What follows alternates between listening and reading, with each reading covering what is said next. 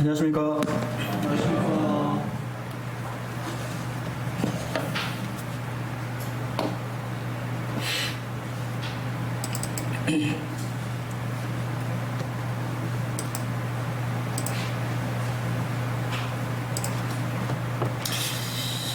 오늘은 누가복음 23번째 새로운 나라, 새로운 백성에 대해서 같이 말씀을 교제하기로 합니다. 누가복음 6장 12절로 19절.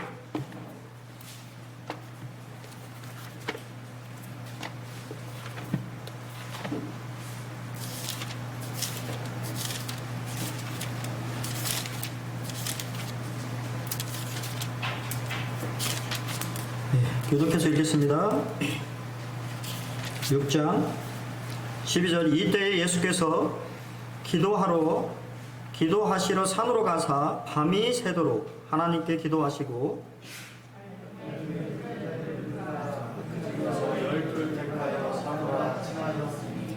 곧 베드로라고도 이름을 주신 시몬과 그의 동생 안드레와 야고보와 요한과 빌립과 바돌로메와 안티와 도마와 알페오의 아들 야고보와 셀롯이라는 시몬과 야고보의 아들 유다와 예수를 파는 자 낼 가롯 유다라. 예수께서 그들과 함께 내려오사 평지에 서시니 그 제자의 많은 무리와 예수의 말씀도 듣고 영고침을 받으려고 유대 사방과 예루살렘과 두로와 시온이로부터 많은 백성도 더러운 귀신에게 고난 받는 자들도 고침을 받는지라. 곧 우리가 예수를 믿기로 했으니 이는 능력이 예수께로부터 나와서 모든 사람을 낫게 하니라. 네, 감사합니다.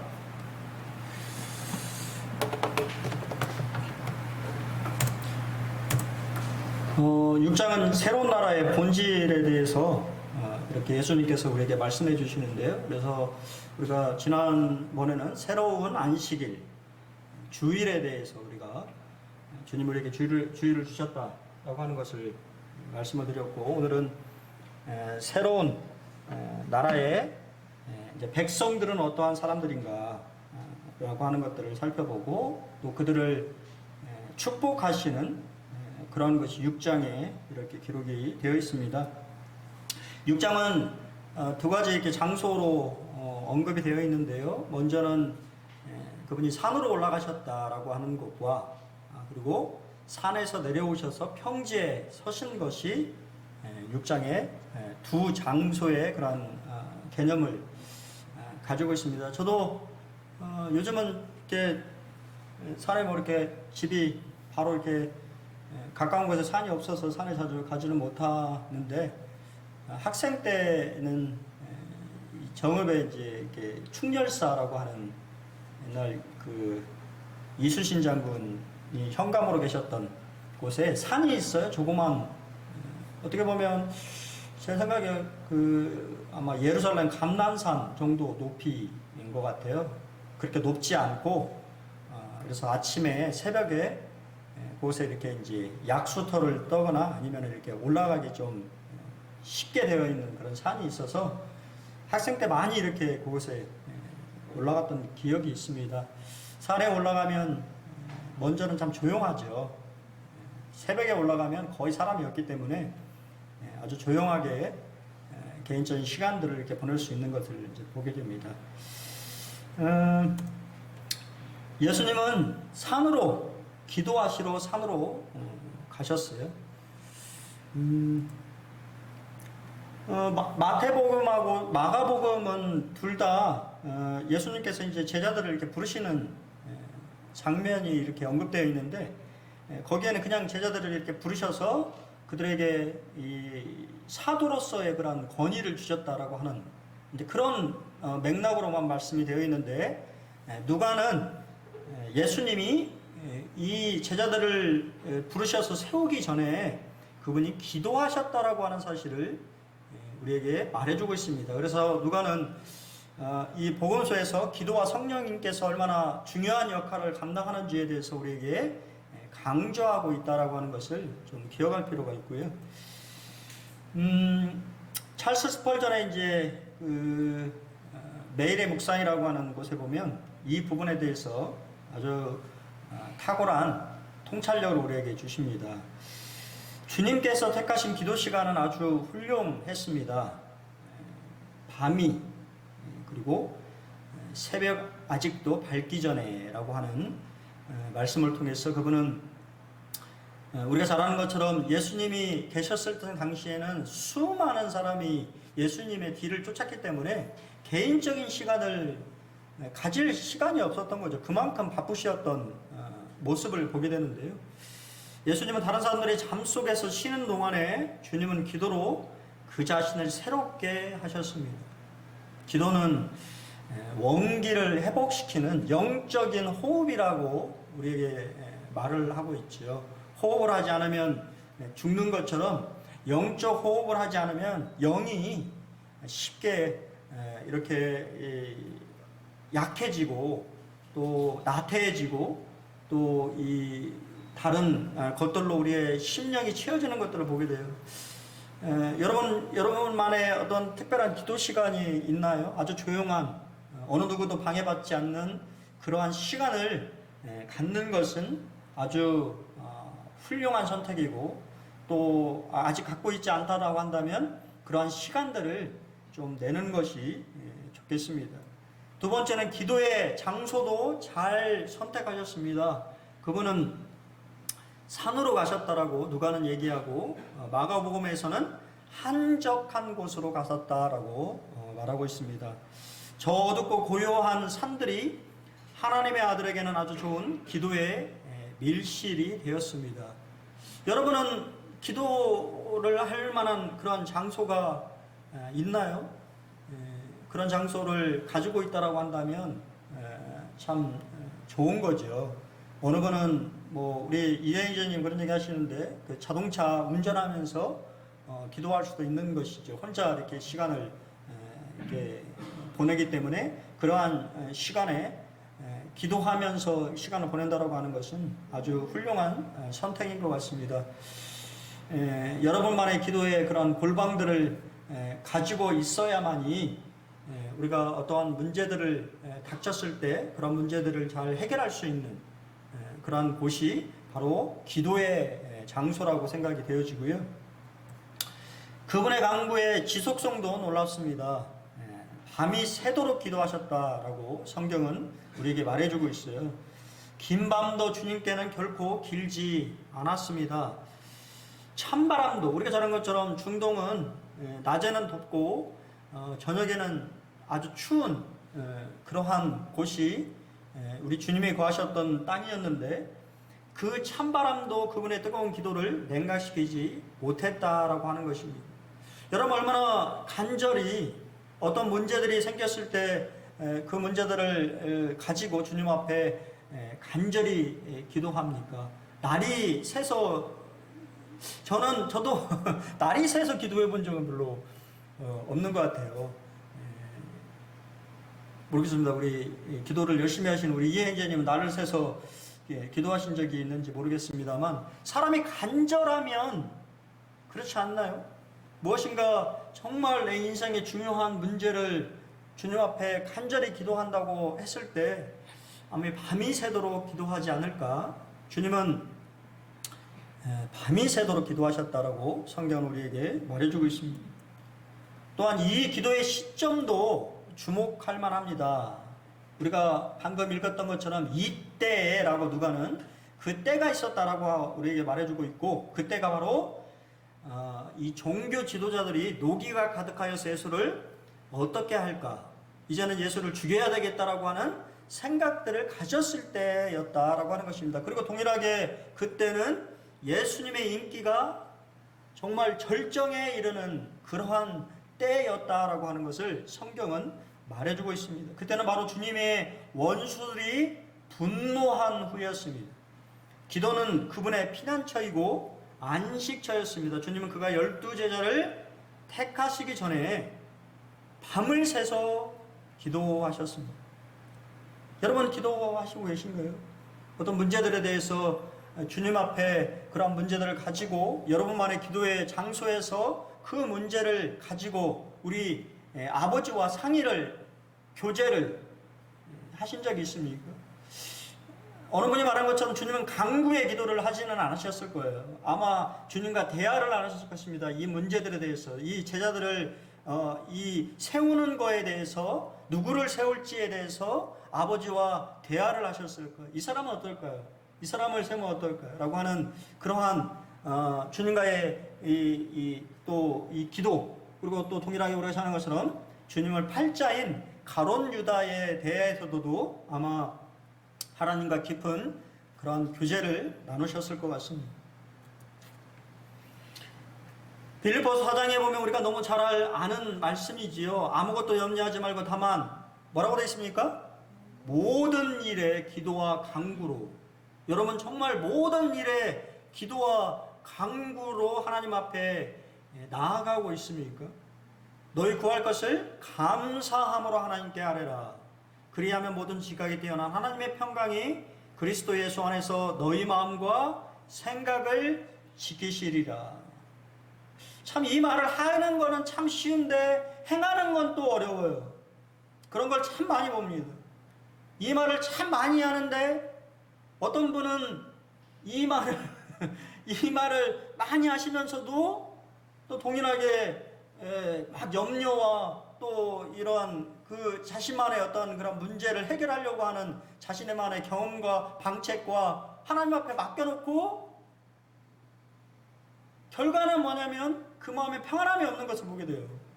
기도하고 맡겼으면 마음에 평안함이 있어야 되는데 전적으로 하나님 앞에 맡기지 못하고 내가 무엇인가를 하려고 하는 그러한 자세를 취하는 경우가 상당히 우리 자신에 많이 있는 것을 보게 됩니다. 쉬면서도 어려운 겁니다. 기도는 어느 누가 필립 얀시라고 하는 분이 말한 것처럼 기도는 쉬우면서도 어려운 것이다 라고 얘기했어요. 그렇지 않습니까? 기도는 우리가 주님 앞에 맡겼으면 우리 마음속에 우리 주님을 의지하고 신뢰하고 믿는 마음 가운데 평안함이 있어야 되는데 평안함이 없다라고 하는 것은 전적으로 맡기지 못했다라고 하는 것을 말하는 것이지. 찰스 스펄전은 이렇게 얘기합니다. 주 예수님 우리에게 기도를 가르쳐 주소서. 여러분 기도하기가 어렵습니까?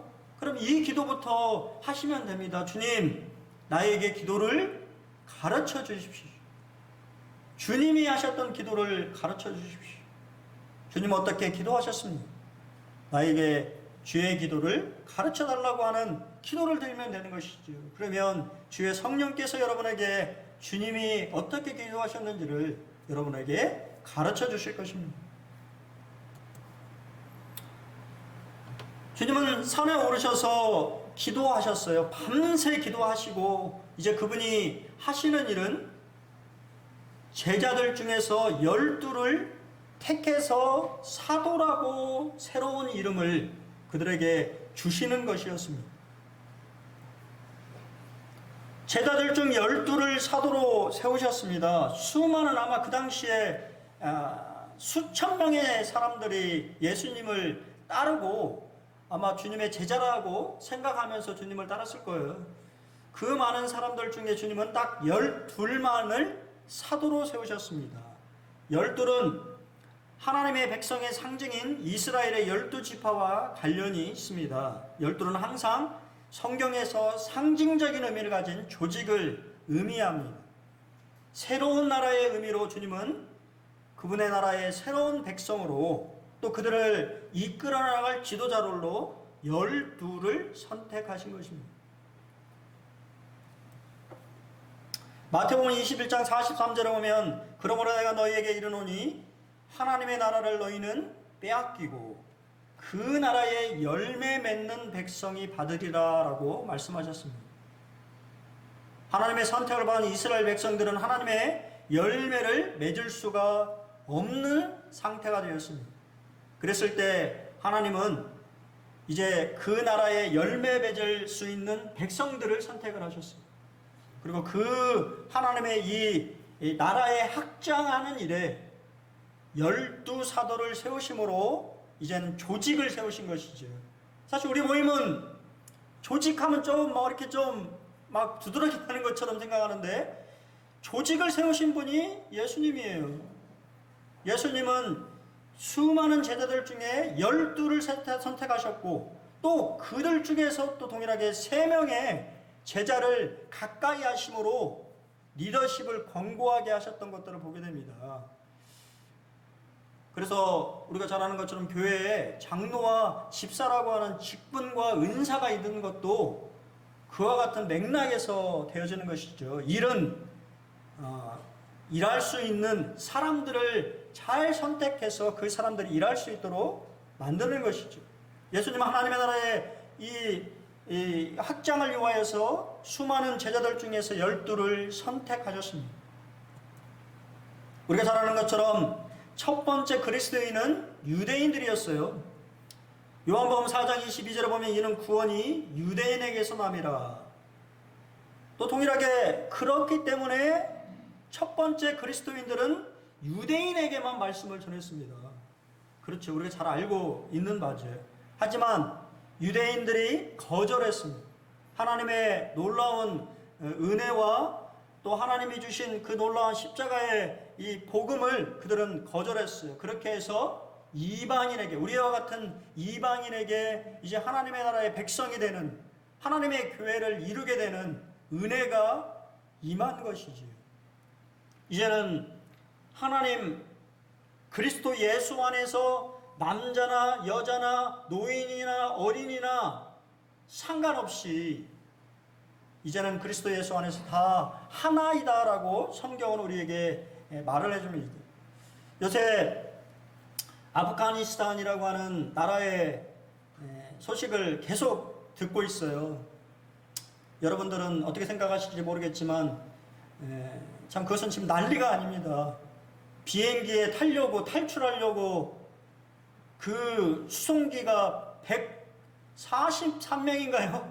보잉 그 화물 비행기가 143명이 정원인데 600명이 넘는 사람이 그 비행기에 타가지고 탈출하려고, 심지어 그 바퀴에 타가지고 막 사람이 떨어지고, 지금 이 여성의 이제 그 사진이나 이런 것들을 다 지우고 있어요.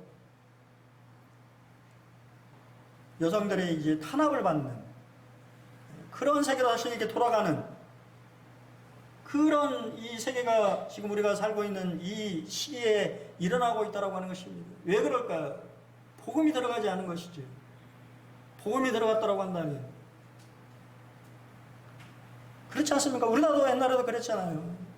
여성들을 비하하고 낮추고, 하지만 이제는 그 모든 경계가 무너졌습니다. 복음으로 말미암아 그리스도 예수 안에서 남자나 여자나 배운 자나 유대인이나 헬라인이나 이방이나 상관없이 다 그리스도 예수 안에서 하나게 되게 하신 것이죠. 교회로 이제는 연합하도록 하나님의 나라가 임하도록 하신 것입니다.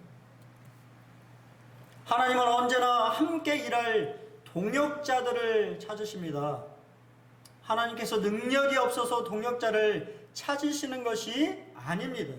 혼자 하실 수 있지만 함께 하시기를 원하시는 것이지요. 하나님은 혼자 하실 수 있어요. 많이 착각하는 것이 나 없으면 교회가 안 될 것이라고 하는 많은 그러한 생각을 하시는 분들이 참 많이 있어요. 하나님은 혼자 하실 수 있어요.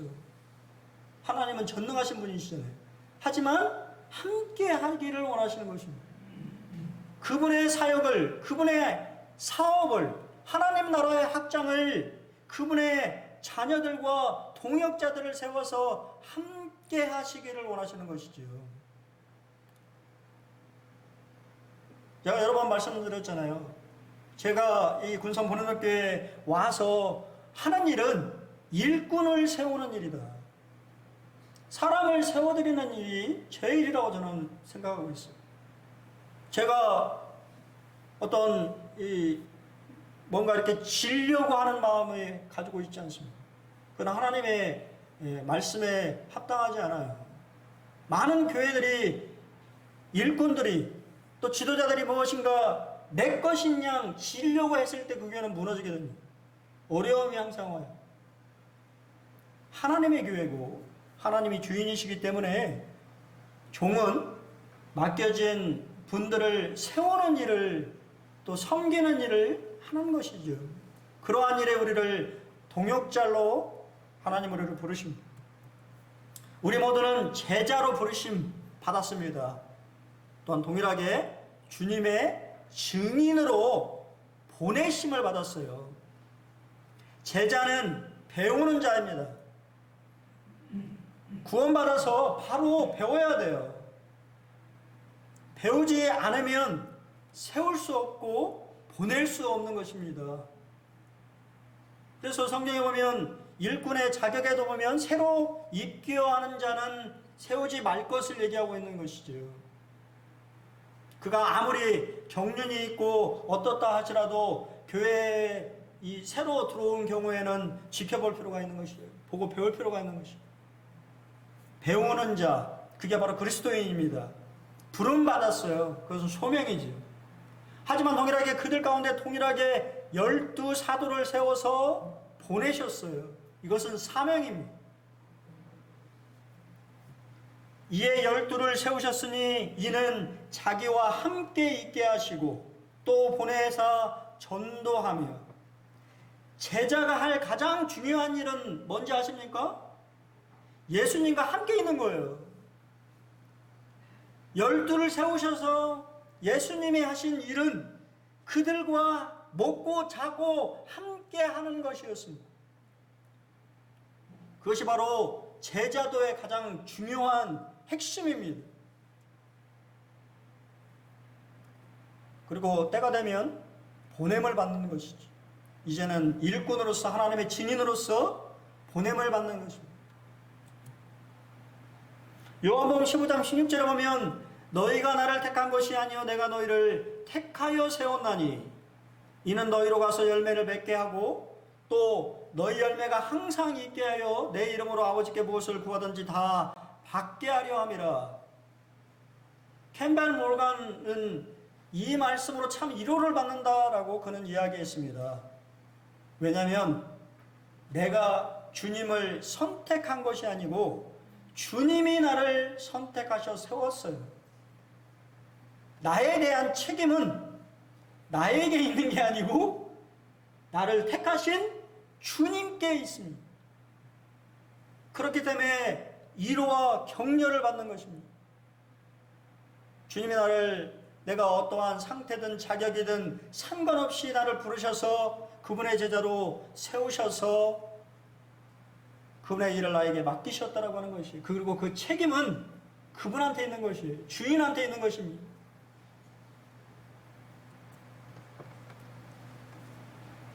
사도들 어떻습니까? 우리와 같이 평범하고 부족한 사람들입니다. 사도들은 이런 남자들이 아닙니다. 탁월한 능력의 소유자들도 아닙니다. 한마디로 별 볼 일 없는 사람들입니다. 극히 평범하고 부족한 사람들입니다. 어느 분이 이야기하기를 예수님이 이 사도들을 미리 안 만나고 사도 바울이라는 사람을 먼저 만났다면 그를 세우거나 아니면 니고데모나 아리마대 요셉이나 이런 사람들을 세웠으면 되지 않았을까? 그랬을까요? 아니요. 주님은 12를 세우셨어요. 부족하고 평범한 사람들을 세우셨습니다. 누가복음의 찰스 스윈돌의 강의에 보면 많은 이들이 예수님의 선택하신 12제자를 이상하게 생각할 것입니다. 성전에서 가장 뛰어나고 명석한 학자들을 찾지 않으셨습니다. 그분은 율법을 철저히 지키는 내 평생을 헌신한 치밀한 바리새파를 외면하셨습니다. 대신 그분은 친구들에게 우리의 아들, 아마 그들의 허풍 떠는 기질 때문인 듯합니다. 이라고 알려진 야고보와 요한을 택하셨다. 그분은 소심한 안드레와 성급하고 거침없는 그의 형제 시몬을 택하셨다. 그분은 멸시받는 친노마파이며 하나님의 선물이라는 뜻의 마테라는 이름으로 알려진 네일을 부르셨다. 그분은 냉소적인 바돌롬의 나다네엘의 질문과 또 질문과 의심이 많기로 유명한 도마를 선택하십니다. 좀 어떻습니까? 제대로 된 사람이 있나요? 어느 분이 이렇게 얘기하시는데 참 공감이 됐어요.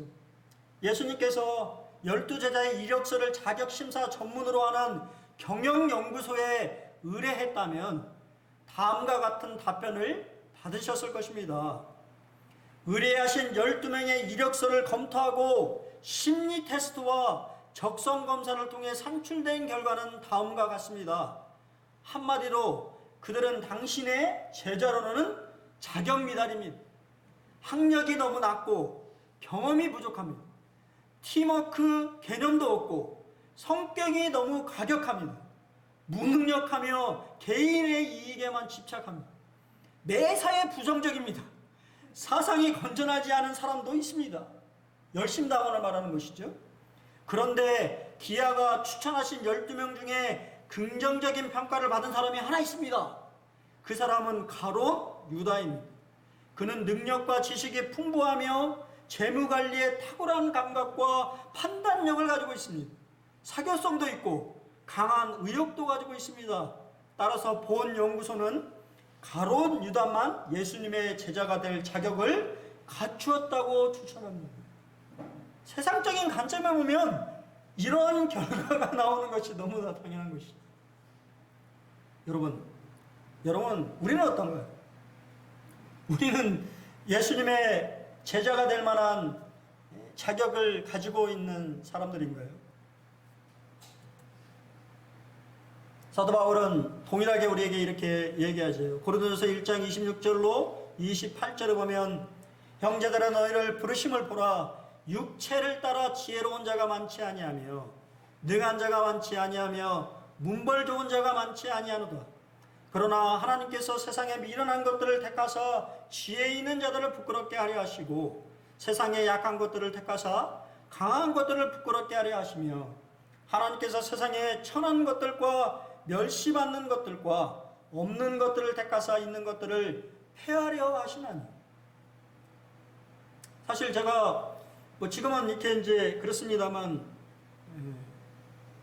저는 사실 모임 때문에 제가 이제 전기에 떨어졌어요. 참 부끄러운 얘기입니다만 제가 고3 때 구원받고 공부를 놔버려가지고 도저히 이게 이 원광대를 봤어요. 원광대를 봤었는데 전기 떨어졌어요. 이게 너무 막 그렇더라고요. 그래서 이제 후기에 한 달 정도, 반 정도 남아가지고 그때는 열심히 공부해야 되겠다. 정말 열심히 공부했습니다. 공부를 열심히 해가지고 그 당시에 서울에 그렇게 유명한 대학은 아닙니다만 서울 쪽에 있는 대학에 갈 수 있을 정도의 점수가 나왔어요. 근데 제가 모임 때문에 제가 우석대에 갔습니다. 왜냐면 제일 가까웠었거든요. 정읍에서 버스를 타면 30분이면 삼내에 갔어요. 왜냐면 모임에 출석하고 싶어서. 매번 고속도로를 넘어가지고 고속도로 그 안에까지 안 오거든요. 그래서 고속도로까지 그 톨게이트를 넘어가서 버스를 타는 그런 버스가 있었어요. 혹시 아시는지 모르겠어요. 대전까지 가는 버스였어요. 그게 삼내를 들렸다가 대전까지 가는 버스인데 30분 걸립니다. 모임에 참석하고 싶어서 그 전수에 선택을 했어요. 근데 그 학력을 가지고 어디 갈 수가 있나요? 저도 엄청나게 떨어졌습니다. 원서를 내는 데마다 다 떨어졌어요. 제가 그래서 자존심이 막 상하더라고요. 아니, 그 사람들이 인재를 못 알아보고 그래서 공무원 시험 준비했어요. 정말 열심히 했어요. 잘 아시는 것처럼 그래서 공무원에 합격했죠. 단기간에 짧은 시간에 공무원에 합격했습니다. 세상은 그런 것들을 바라보는 것이, 이게 제가 잘해서 그렇다는 게 아니라 세상의 관점은 그런 것이죠. 주님의 관점은 다른 것이죠. 주님은 약하고 연약하고 세상에서 별 볼 일 없는 것 같은 사람들을 통해서 하나님의 지혜로 전도에 미련한 것을 통하여서 하나님의 나라를 확장해 나가기를 원하시는 그런 것을 보게 됩니다. 세상은 그런 것이죠.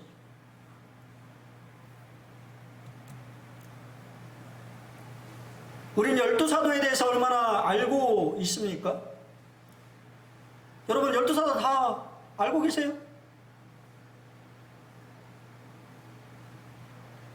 성민형제 12사도 다 알아요? 아마 뭐 거창하게 베드로부터 시작해서 뭐 베드로, 요한, 야고보 뭐 여러 명 거명하겠지만 우리는 그들에 대해서 잘 알지 못합니다. 왜 그럴까요? 몇 명을 제외하고 그들의 한 일에 대한 기록이 없어요. 그들이 도대체 뭐하고 살았는지를 말해주는 성경이 없습니다. 몇 명을 제외하고. 그렇게 하면 두세 사람만 성공하고 나머지는 성공하지 못했다라고 하는 것을 의미하는 걸까요? 우리가 그들의 삶에 대해서 알지 못하기 때문에. 여러분 어떻게 생각하십니까? 요한계시록의 마지막 사도인 사도 요한은 이렇게 우리에게 식견을 주지. 그 성의 성곽에는 12 기초석이 있고 그 위에는 어린 양의 12사도의 12 이름이 있더라. 하나님의 새 예루살렘 성에 12 기초석의 이름이 바로 오늘 우리가 읽고 보고 있는 12 가룟유다를 제외하고요 12사도의 이름이 박혀 있다고 하는 것입니다. 이게 바로 하나님의 평가예요. 여러분 우리 눈에 보이지 않는다고 해서 그의 삶이 무시되거나 그의 삶이 없는 것이 아닙니다. 하나님은 여러분의 삶이 어떠하다고 하는 것을 정확하게 알고 계시다고. 우리가 12 사도들의 삶에 대해서 잘은 알지 못하지만 하나님은 잘 알고 계시고 그들을 12 기초석에 이름을 새기실 정도로 그의 삶을 칭찬하고 계신 것을 보게 됩니다. 자, 이제는 산에서 내려올 때가 되었어요. 함께 내려오사 평지에 서시니, 예수께서 그들과 함께 내려오사 평지에 서시니 그 제자의 많은 무리와 예수의 말씀도 듣고 병고침을 받으려고 유대 사방과 예루살렘과 두로와 시돈의 해안으로부터 온 많은 백성도 있더라. 여러분 12 사도들은 어떻게 보면 주님의 제자였지만 그들 역시 관람객이었어요. 그냥 말씀을 듣는. 하지만 이제 예수님과 함께 예수님 뒤편에서 예수님과 함께 일하는 동역자들이 되었다고 하는 것입니다. 그리고 보십시오. 수많은 일들이 그 앞에 있는 것들을 보게 돼요. 제자 사도를 부르신 곳은 산이죠. 하나님의 집입니다. 우리 주님이 계신 곳이 하나님의 집인 것이죠. 그것은 교회를 말하는 것입니다. 여러분 오늘 주일날 여러분은 하나님의 성산에 오르신 것입니다. 하나님과 교제하기 위하여서 여러분은 하나님의 산에 오르신 거예요. 이제는 내려가셔야 돼요. 산에만 있을 수 없습니다. 내려와서 평지에 서야 되는 것입니다. 그 평지는 여러분의 가정이 될 수도 있고 직장이 될 수도 있고 학생이라면 학생이 될 수도 있습니다. 이제는 그곳에서 우리 주님이 여러분에게 맡기신 일들을 감당해야 된다고 하는 것입니다.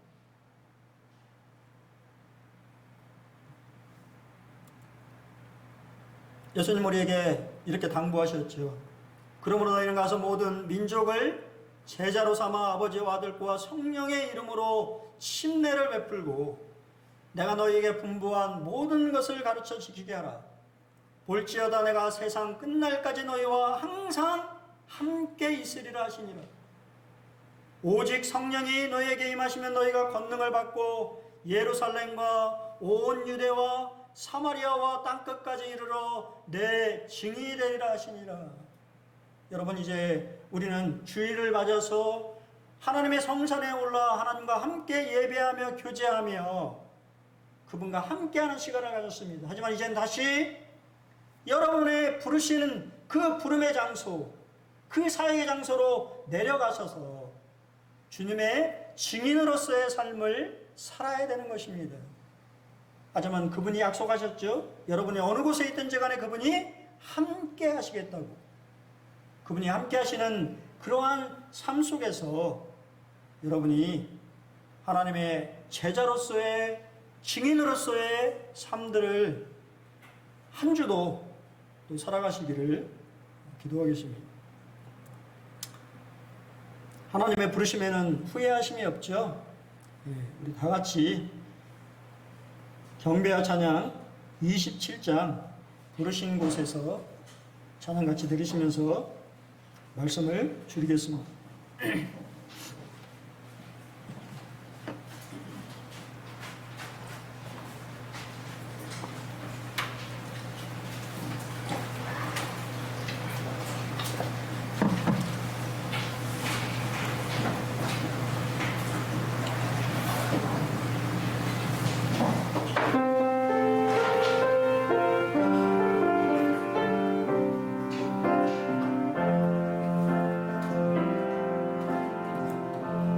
따스한 성령이 마음으로 보내 내 몸을 감싸며 주어지는 평안함 만족함을 느끼네. 부르신 곳에서 예배하네. 어떤 상황에도 나는 예배하네. 부르신 곳에서 나는 예배하네. 어떤 상황에도 나는 예배하네.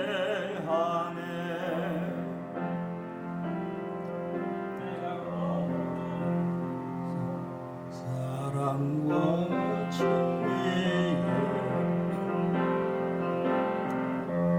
한줌이 보내 내 몸을 감싸며 주어지는 평안함 그 사랑을 느끼네.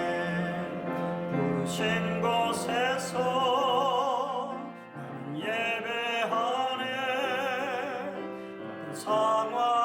상황에도 나는 예배하네. 부르신 곳에서 나는 예배하네. 어떤 상황에도 나는 예배하네. 내가 걸어갈 때 길이 되고 살아갈 때 삶이 되는 그곳에서 예배하네. 내가 걸어갈 때 길이 되고 살아갈 때 삶이 되는 그곳에서 예배하네. 부르신 곳에서 나는 예배하네. 상황에도 나는 예배하네. 부르신 곳에서 나는 예배하네. 상황에도 나는 예배하네. 주님이 부르신 그곳에서 주님 예배하는 한 주가 되시기를 기도하겠습니다.